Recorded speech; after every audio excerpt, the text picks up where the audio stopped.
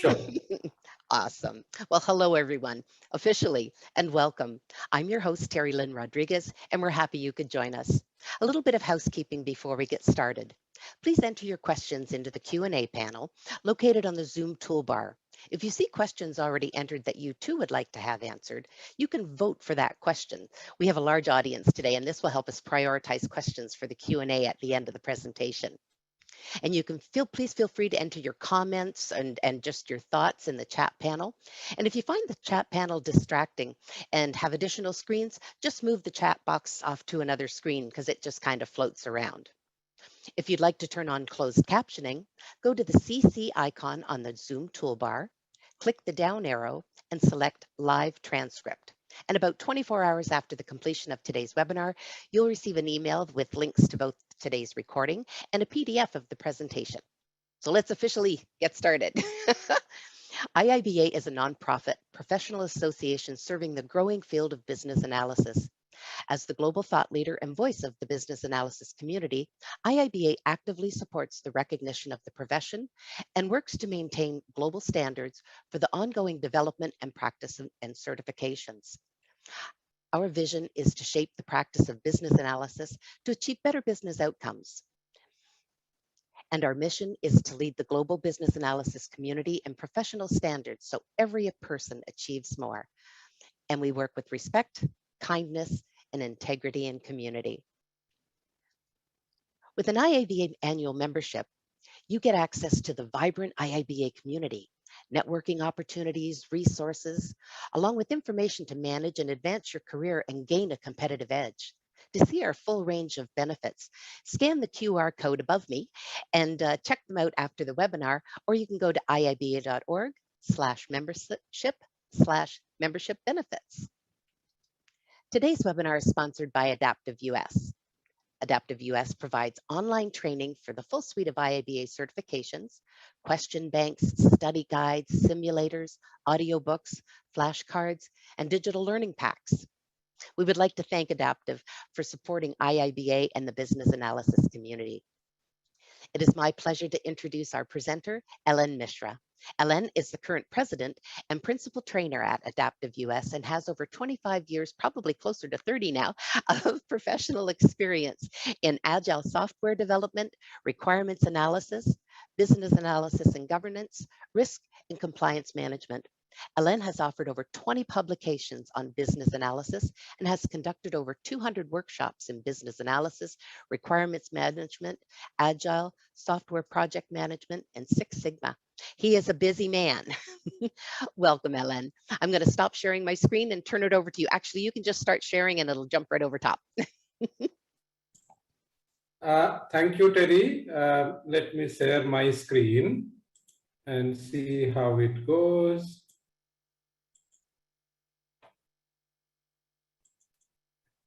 Is it all fine now? Okay, thank you. So welcome, everyone. I'm glad to be here with IIBA for delivering the first webinar of this year. We started a little late. I think we should have done one more in February or March, but due to COVID and a few other situations, we couldn't do one. And this is a very interesting webinar because a lot of our students keep asking the case type questions, how do you handle them in the exam? And this has been one of the major troublesome factor, especially for folks who are looking at CBAP examination. So I'm going to take you through a couple of actual cases that you can run it with me. You can try to answer the questions with me, and we'll try to match the answers that you get and we got as a faculty team. So again, let me thank IIBA for enabling us in this journey. And to me, it's one of the best things that has happened to the world of business analysts. I started my career as a business analyst in 1996. That's precisely 26 years back. And in those days, we really struggled to get any kind of standard material and practice set to practice business analysis. So I did whatever I liked and whatever I learned practically. And because of my foolishness, lack of knowledge, whatever you call, I made a client lose about 6 million euros. That's because we were not taught formally how to do business analysis. So we did whatever came to our mind. I'm glad today that we have a proper standard in the form of BABOK. So many of us have studied BABOK now. The world knows about BABOK, and so many of us have got certified in the BABOK standard and other standards as well. So this is an amazing feat that we business analysts as a community have achieved, and I'm really happy that IIBA led the way. And because of IIBA, people recognize the role today much better. Organizations' role business analyst value, and I'm quite confident that this field will prosper significantly in next 10 years and 15 years in time. We started a little late. I think we should have started a little early, but I think we have done a good job in last 10, 12 years. And I'm quite confident we will do much better in the next decade. So before I jump into the topic and discuss with you about the value of CBAP certification and all, I just want you to watch a video which was given to us by one of our students about a month back. This video came about a month back. She was our student about 4 months back. So she completed the training, she got herself certified, and what kind of value she has seen post training and certification. Take a look at her video. You can reach out to her on LinkedIn as well. So I'm just going to go to our website for a minute because the video is hosted there.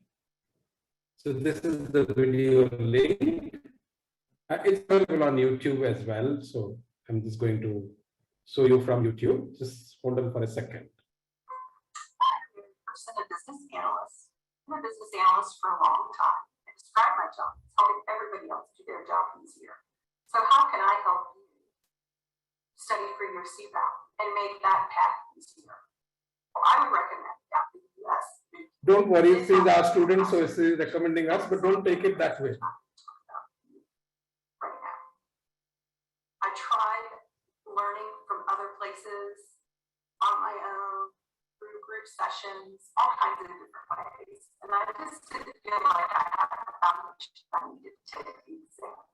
When I signed up for Adaptive, I felt like they were going to offer me all these different tools in order to pass the exam. And they did just that. They offered flashcards with multiple ways to use them, chapters in writing based on the weekly sessions, quizzes for those, mock exams, written modules for the modeling and the math part. That's something we'll cover today. Everything was thoroughly covered from multiple things. They went through the vocabulary, they went through the problems, they went through the modeling, they offered tips and tricks.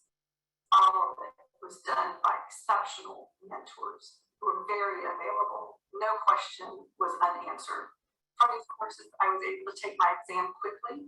I passed with high scores that I was very happy about.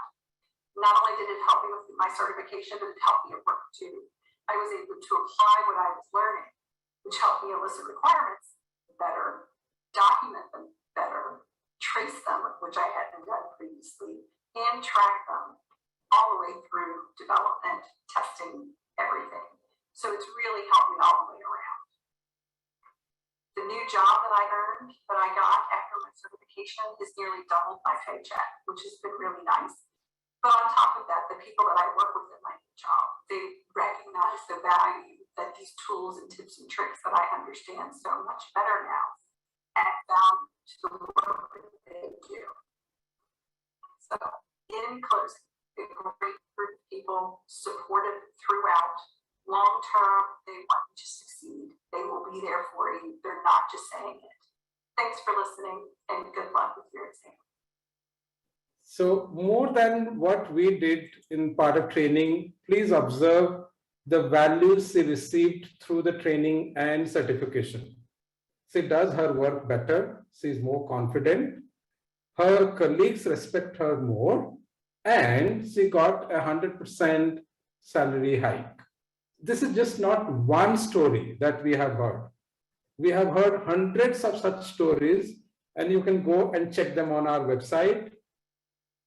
These are all people available on LinkedIn as well. You can go ahead and check them out and talk to them. So we are fairly transparent about what we do and how we do things. So just a quick intro, and this is what I want to drive a point in your mind, saying that there is significant value that you will get when you get certified. And the biggest stumbling block in getting yourself certified is mostly your commitment. It's nothing else. Okay, a lot of people think so many other aspects, but if you commit yourself to getting certified, nothing will stop you from getting certified. I have personally done that 20 times, maybe more. So I completed all 7 IIBA certifications, mostly in record time, except for CBAP. I took maybe more than a year, but all remaining certifications, I could do it within 3 to 4 months because I set a deadline in my mind saying, this is the time by which I will get certified. So please do that exercise in your mind. Take a date on which you would like to get certified. I'm not saying take next week. That's not practical. That's something you can't do. But any date that you take 2 to 3 months down the road, within 4 months, don't make it 1 year, 1.5 years. But any time between 3 to 4 months is a comfortable time for you to get CBAP certified. So please keep that in mind. Anyway, so I think you have heard about us a little bit. Terry also told about you. We are one of the leading IIBA education partner. We have been partnering with IIBA almost now for 6 years.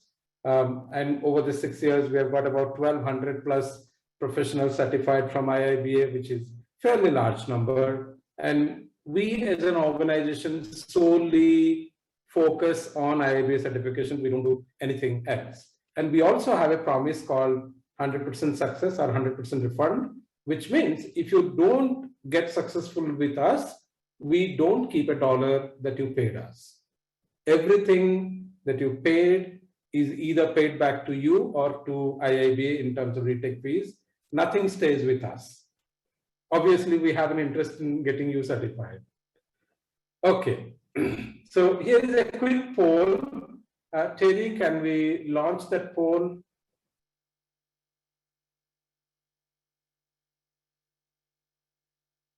Okay, so here is the poll in front of you. What's stopping you from achieving your dream CBAP certification? Is it a lack of right resources, lack of right mentoring, or is it lack of time that you feel you can't devote this much time for CBAP preparation? Or is it monetary resources, which is not letting you complete your CBAP? So can we run the poll for about 30, 40 seconds?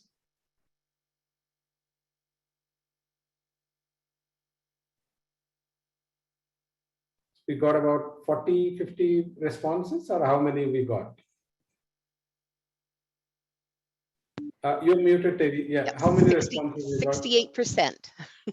Okay, that's a good number. Now it's 70. Okay. So would you like to stop or continue for a few more seconds? I think everyone's finished, so I'll end it. Okay. So would we be able to see the results? Okay. So it seems like lack of time. Wow. Okay. So maybe I'll try to address that question as well when we go through the webinar. At least a couple of tips I can always give you how to find extra time for yourself when you're preparing for the certification. Okay, so just to give you, this is exactly the response I got from a group of students. I was teaching in a corporate environment. So I was telling the students saying that you need 100, 120 hours of time to prepare for CBAP. So one girl stood up and said, Ellen, you are asking something too much. I start to work at about 7:30 in the morning.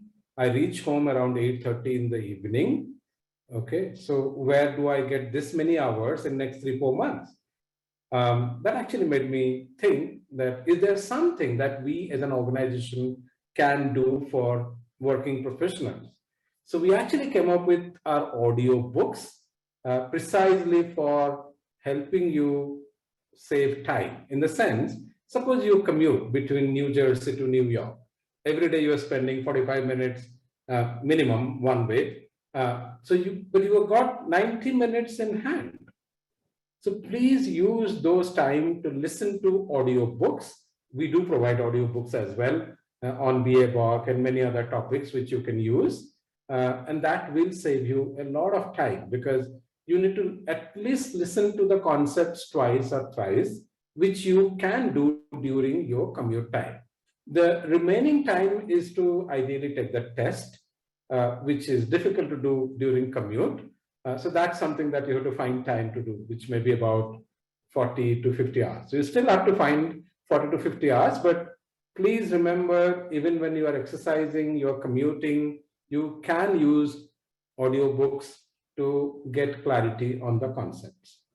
I do use audiobooks quite a lot, because that's what helps me. Even if I'm doing cycling, jogging, I still can use audiobooks. I cannot be able to use a computer or some other device. Okay, well, that's an interesting answer.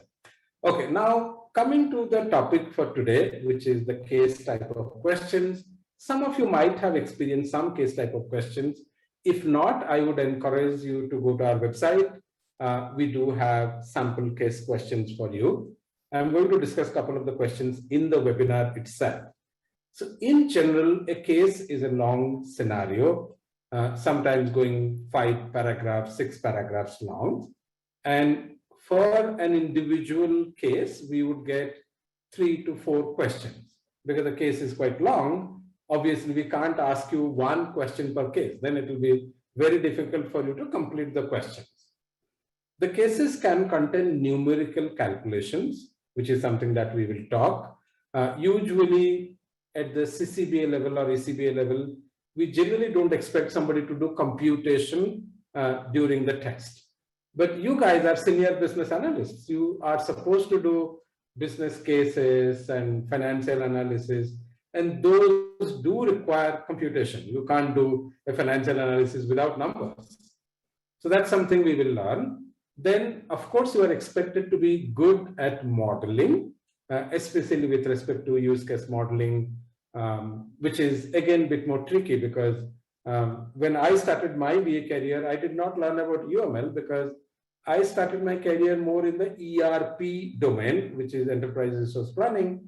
And in those domains, we usually don't do UML that much compared to the application development world. So business analysts who don't come from an application development background, they usually struggle a little bit with UML. So I'll try to do a bit of UML coverage as well. But there's also an UML guide, which we published on our website. Take a look. It's very simple, and you can follow that guide as well. And what we have heard from many of our students, those who have taken the test, that initial 30 to 40 questions are these type of questions.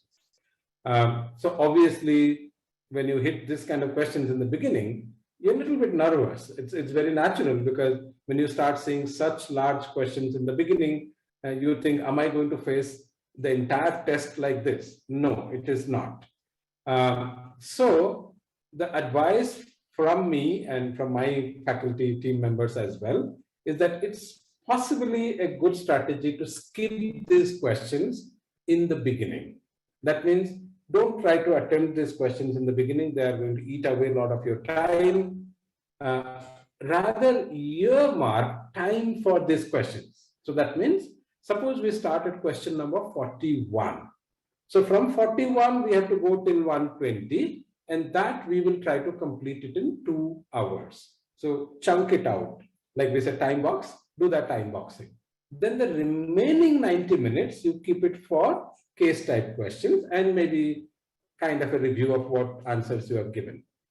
So always remember, the question system allows you to go back to a question. It's not that because you have passed through one question, you cannot come back. It's not that way.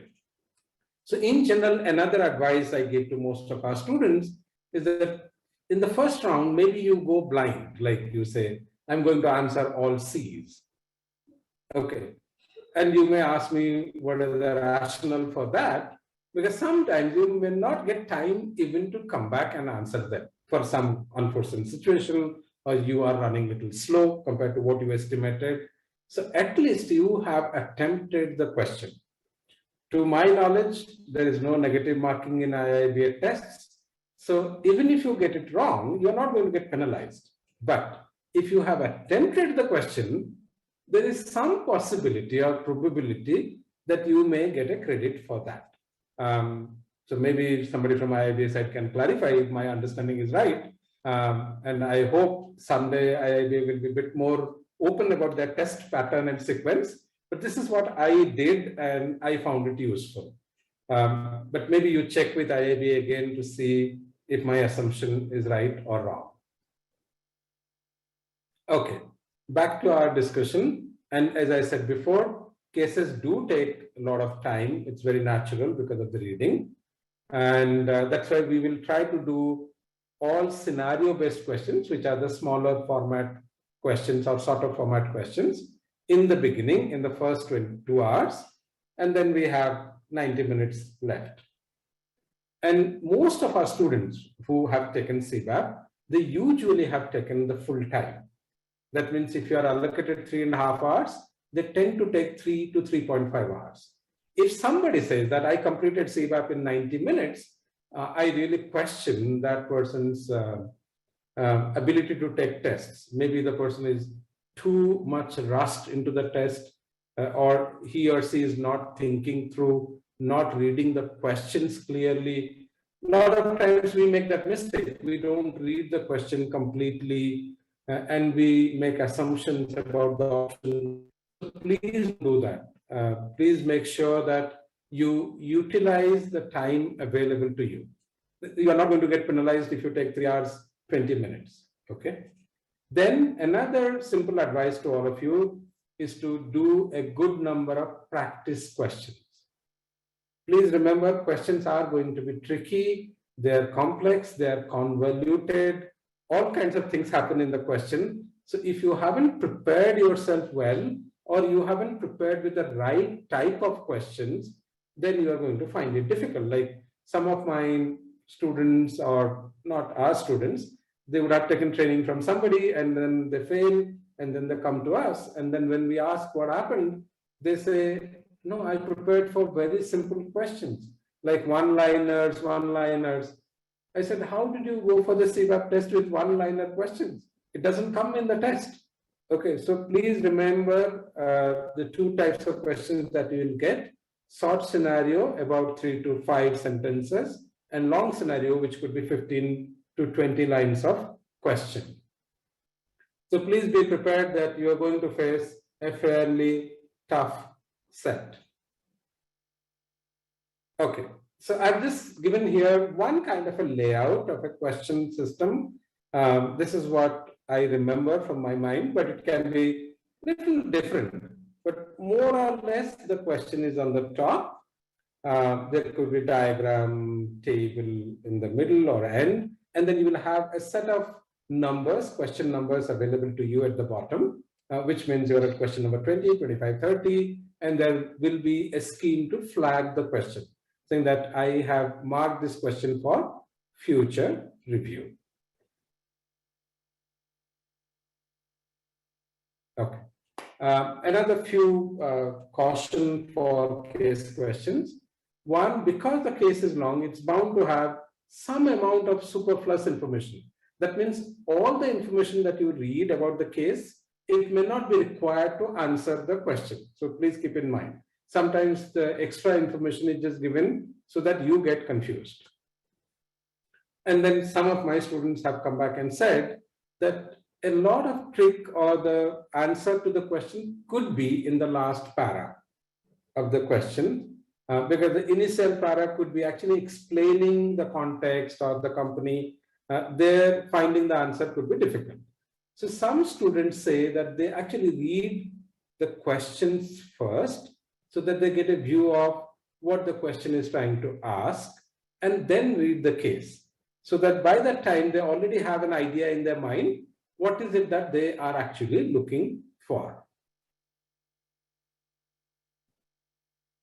Good.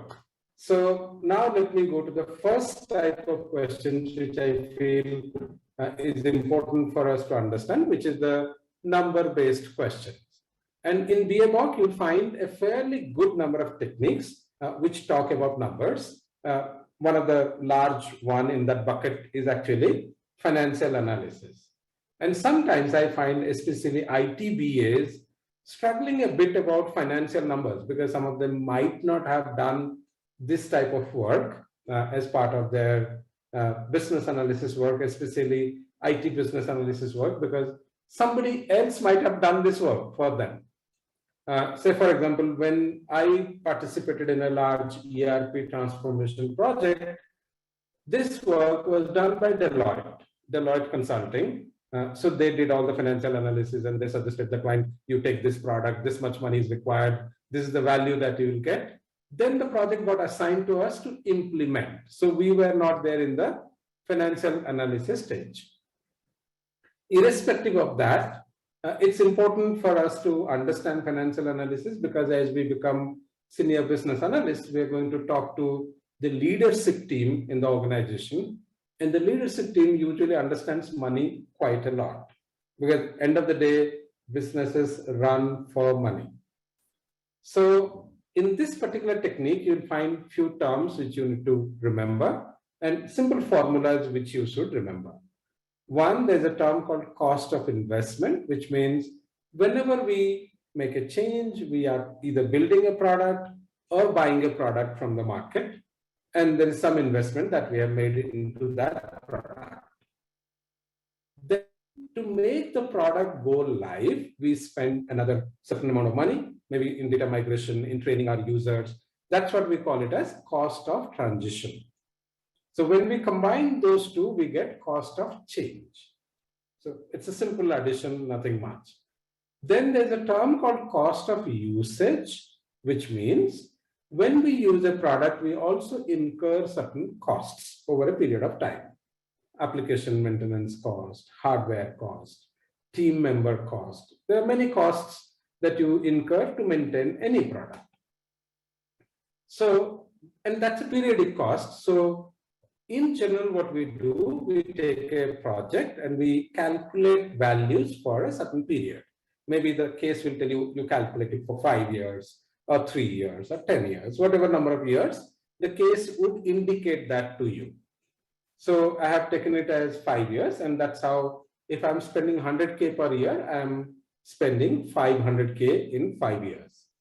Then a term comes called total cost of ownership, which is again abbreviated as TCO. And TCO is the sum of all the costs that you have. So in this particular case, we have a TCO of $1,200K. Now, any project that we do, we of course are expecting certain benefit. Otherwise, we will not do a project. So here I have taken a simple benefit calculation of 300K per year. So I'm getting a total benefit of 1,500K. But please remember, the benefits can be different for different years. So please read the case carefully to see if the benefits are similar or dissimilar, whatever numbers are given in the case. Then we have a term called return on investment, which is again a formula, net benefit, which I have written on top, into 100 divided by cost of change. So this is the investment return that we are getting. And if your project is able to give 15, 20, 25% return, it's a good project to go after. Then we also have a term called payback period, which is essentially the time that we take to recover our initial investment. So whenever we are running a project, every year we are able to make some gain out of the project. And we are, of course, incurring certain costs. So you calculate the gain per year, and when the total gain or the cumulative gain exceeds the initial cost of investment, then you say you're broken even, and that's the period that you have taken. Usually, if you can break even within 2 years, it's considered to be a fairly good project. But again, it depends on the organization and other factors. So sometimes they may give you a break-even period, which is a requirement from management. So these are some simple formulas that you should remember. And in general, I always perceive numerical questions are good questions to attempt because there is no subjectivity involved by the faculty or the question setter. These are very clear, clean, formula-based answers. Of course, you can get a little bit tricky questions as well. So let's read a case together and you please do the calculations in your mind as well. So I'm reading the case carefully for you so that you can listen and then you do the computations. And I'll give you maybe about 30-40 seconds to compute. If you are able to find the number, you can put it in the chat window and then I'll show you the number that we have from our side. So NPCC is a leading player in the used car industry. It offers the services to its customer to sell their old cars. As part of the services, NPCC offers additional warranty to its buyers, so it's kind of a value add. Sellers pay a fixed fee plus a commission on the sale price of the car. Currently, NPCC provides its services only to the state of New York. It sells 200 units per month. It gets a fixed fee of $200 per car. That means the moment you register, you have to pay $200. And it also earns a commission of 10% on the sale value. I've just taken Mark Zuckerberg's name. Okay, don't worry. So Mark believes that technology can help the company to improve its products and services. So right now, the person or buyer is visiting multiple yards to find the right car. So instead of that, he's trying to put a lot of details on the web so that the buyer can actually make a lot of selection, saying, I'm looking for a car which has run this many miles, in this condition, whatever, with their photos and all that. Okay. And the buyer can choose 3 preferred models and which will be available in one place. So the buyer makes up his or her mind. So after this project, NPCC is expecting that their sales volume will go up by 50%. But to implement this project, they're going to spend $2 million to develop and $200 per year to maintain. And we have an expected life of 5 years. You are the business analyst for this proposed project. So you need to tell us what is the additional benefit that the company will get by implementing this particular system.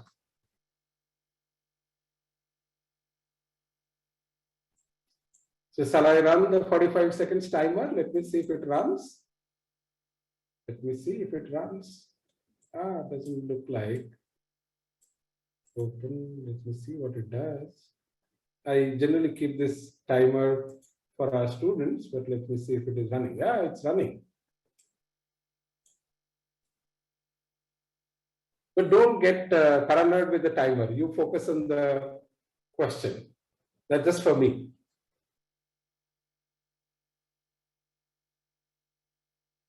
Maybe I'll minimize it so that you guys don't get distracted by the timer.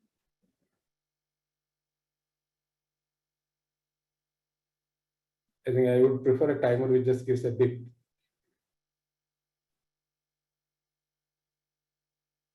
Anyone who could calculate the benefit?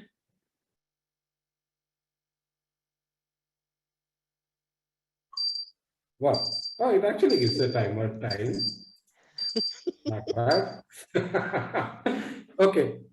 So if everyone's answered in the chat? Yeah, if anybody has given.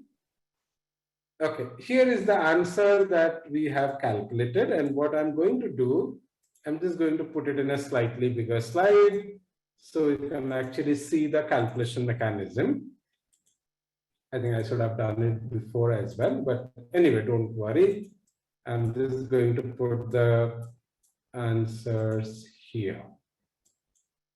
So if you observe, the trick to calculate the benefits would be to find out how many extra units are you going to sell. And in the case, it very clearly said you will sell 50% more. So we were selling 200. Now we will sell 100 units more. And how much money are we going to make?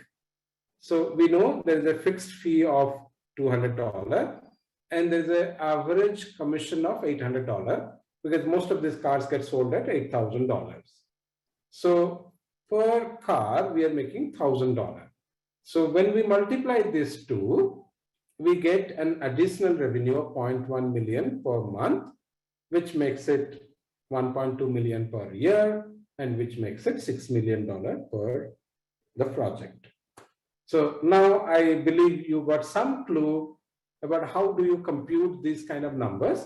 And these are things that you will see in your company as well. I mean, when you go back to your work, your company is saying, okay, implement a CRM system or whatever system, LMS system or inventory management system. Obviously, there's some value that you're going to get. Either you're saving money for the company, generating extra money for the company. Think in that way. Good. So now we got the net revenue or additional revenue for this particular project. The next question is quite simple actually, and you should not take much time. It says, what is the total cost of ownership for this project?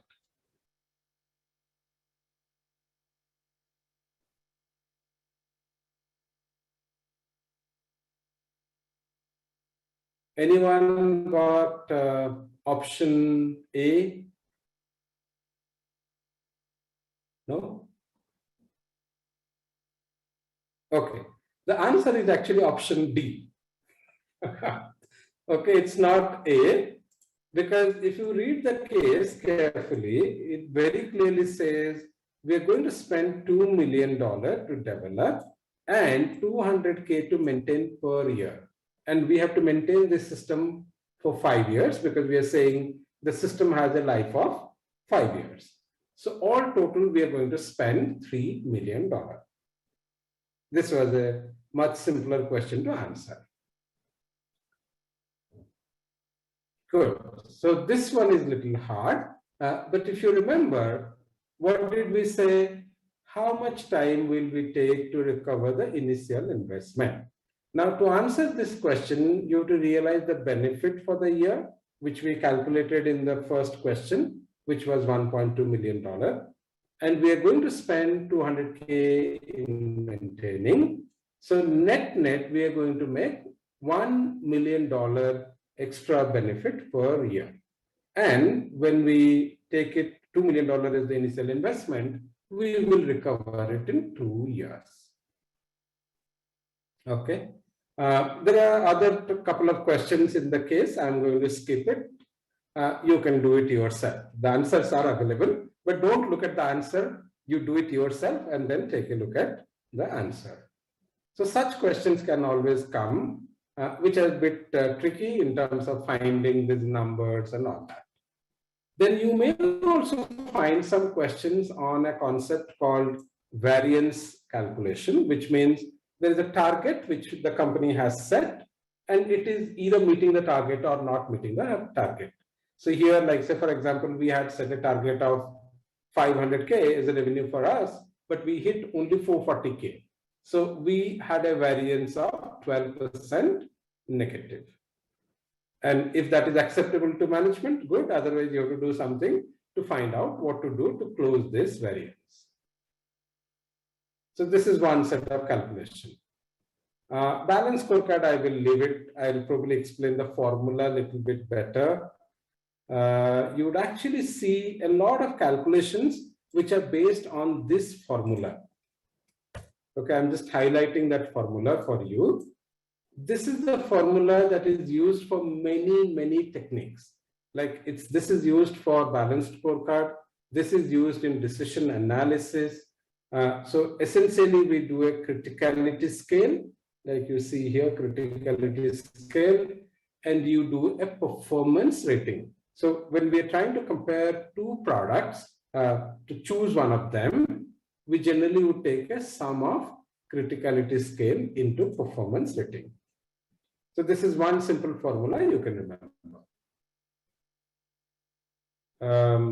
Then there is also a technique called process analysis, which some of you might have done, and your CIPOC and many other techniques are very similar to this. So I actually created this for a university and we wanted to do a very quick process analysis for them. So I created 3 columns: value addition, cost addition, time addition. And then I created something called value index, which is value by cost, speed index, which is value by time. And whenever I find the value index or the speed index to be very low, those are the tasks which may require relook. Are these tasks worth doing? Can we outsource it or do something? So again, as a business analyst, often you are looking at which tasks are most valuable that you should do and some tasks that you should outsource. Again, risk analysis is very similar to the formula that I gave you. Impact into probability, you get a number and you add them up. Good. So these were few questions on numbers. And let me switch my gear to diagram-based questions because there are plenty of diagrams in BABOK which you need to understand. So one of the diagrams which I have put here is called the state chart diagram. And some of you might have taken a look at this kind of diagram. So of course, there'll be a long case before it. But the questions are, we're trying to understand, would you understand these diagrams very well? Like say, for example, look at question number 1. Can a requirement in the reviewed state be cancelled? Okay. So if you observe, reviewed state is here, the cancelled state is here. The connection is happening from here, which is essentially a super state of reviewed, which means a requirement in any of these states can be cancelled. So that's how you need to interpret the diagram. Similarly, for a requirement to get closed, it has to be in the in progress state because the connection is happening from here. So when you look at these diagrams, please understand the conventions, the arrows, the symbols, what they indicate. There are many symbols that come up in UML, and you should be careful about observing those symbols. Actually, I have asked a very interesting question because I drew this diagram long back. Then I remembered that I made a mistake in this diagram because I was not careful enough that time. But I said, okay, let me keep this diagram as a question for my students to see if the students can find the fault. Okay, so if you can find the fault, you can tell me.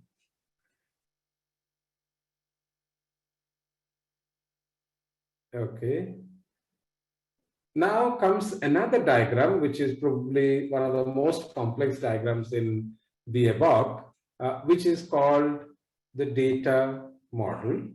And in data model, you will actually find a lot of variety of symbols. Okay, so here you find one kind of a class diagram. Here is the class name. Here are the attributes of the class. Here are the methods for the class or operations for the class. Here is one symbol. There is another symbol here. There is another symbol here. So please understand these symbols very, very well.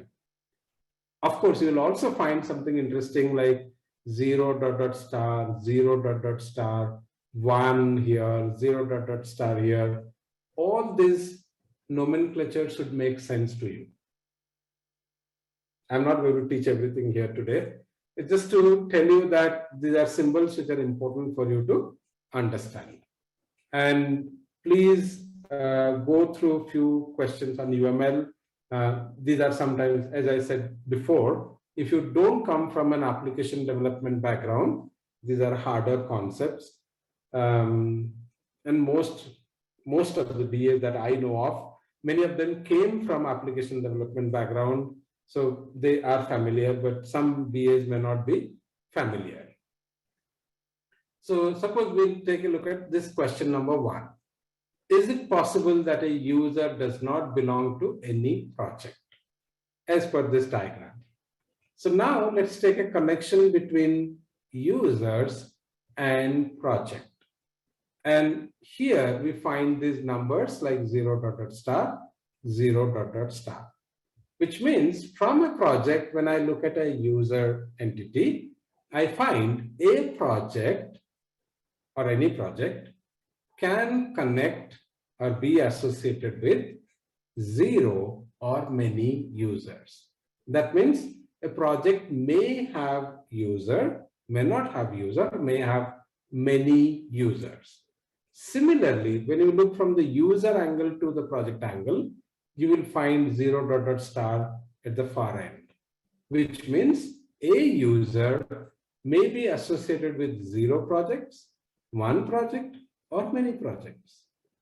So that means it's possible that a user does not belong to any project as per this diagram. Whether that's the right rule or wrong rule, I don't know. But when you are given a case and you are given a diagram, you stick to the case and the diagram. Okay. Similarly, let me take the question like, can we update requirements history? Another question.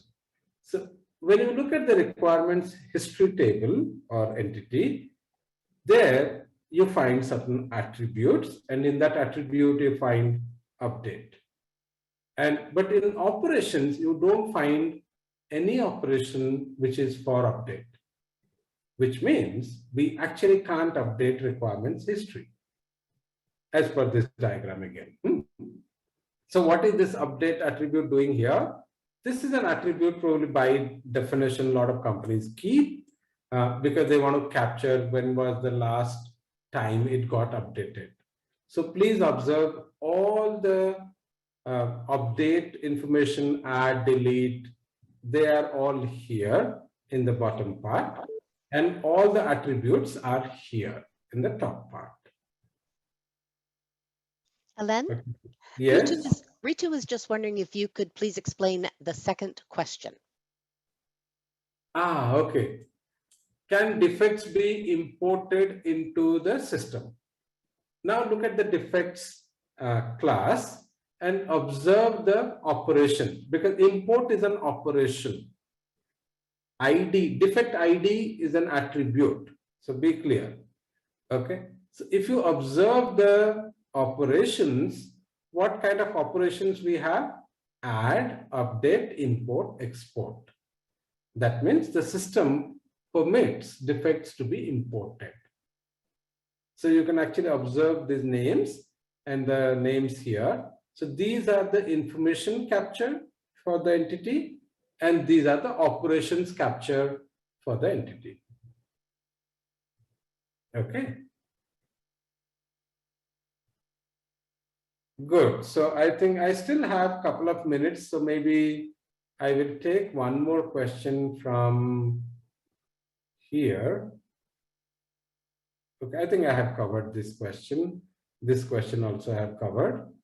Okay, so before I kind of jump on to a little bit about us, what we do, I will show you a place which you can go and you can actually get a lot of extra questions, including case type of questions and their answers here. So please go to this portal called thinkific.adaptiveus.com. And here you can actually register for the CBAP trial course. I think here I have already logged into one of our colleagues' account. So you'll find view more courses and go to these ones. Free BA training, I think so. Yes. So here actually you will get 50 mock questions. And I think about 20 of them will be case type questions, if I remember well. Maybe 20, maybe 15. But you'll get some good number of questions here as well. Alan, could you please drop the URL into the chat? I will do. I can't see it. It's teeny tiny little mouse print here. I know, I understand. Don't worry. Thank Let you. me see, how do I put it into the chat thing? Here. So I'm sending it to you, Terry. You can give it to others. Oh, and I was going to say, and it looks like Ananya and has already shared it. So thank you. Yeah. This is free, so don't worry. All the whatever you see here, no? So it says USD 0. So there's no cost to you. Okay, so this is where you will find something interesting. And of course, I have written plenty of blogs on CBAP, including CBAP exam anxiety. There's so many questions I have answered for our students. So I trust if you just go to our website and search on the term CBAP, you don't have to do much. Just come here, come to this place, just type CBAP. You will find plenty of blogs written about different aspects of CBAP, like say, some of them, how to prepare mock questions ebook,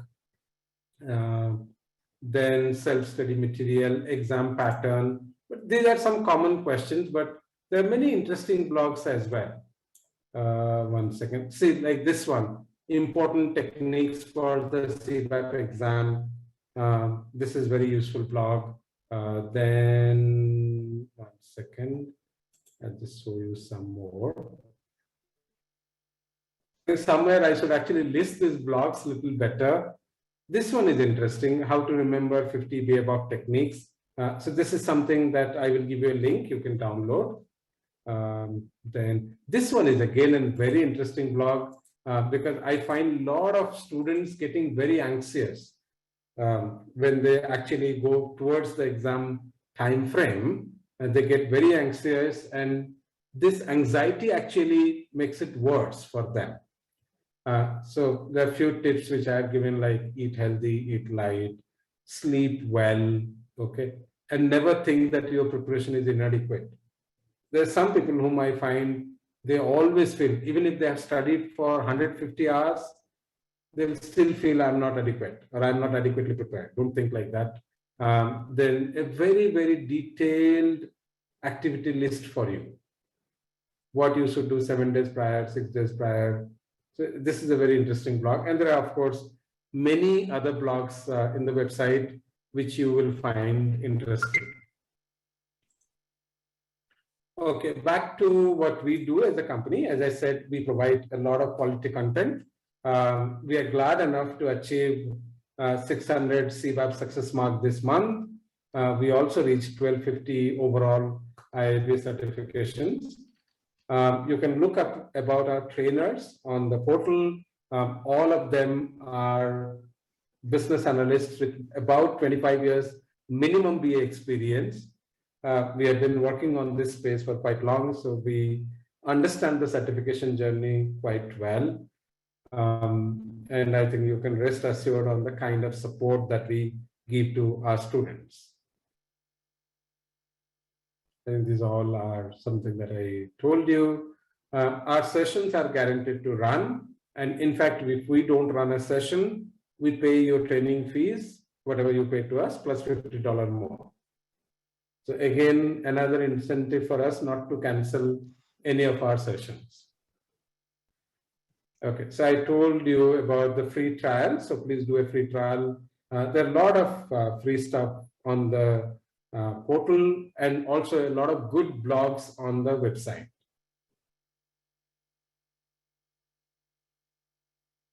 So whole lot of things. And finally, there is a link which I would like you to keep with you. This is a very interesting book which we created, which is a summary of the 50 BABOK techniques. It's in a very simple tabular form, plus a nice mind map on techniques. And please remember, as senior business analysts, you are supposed to be very good with techniques.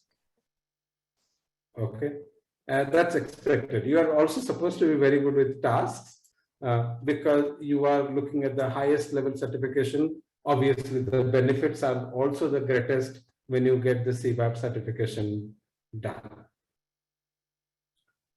You can take, actually, Carolina, pen and paper, you can take to the exam. It's permitted. 2 sheets of white paper, but you are not allowed to take a calculator or any other device. Okay, so Terry, is there any question that you would like me to answer to the students? Something interesting you found?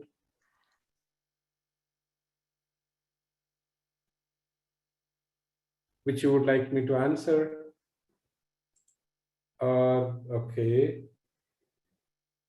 I'm so sorry. I thought I was on. I thought I was on unmute and I was muted.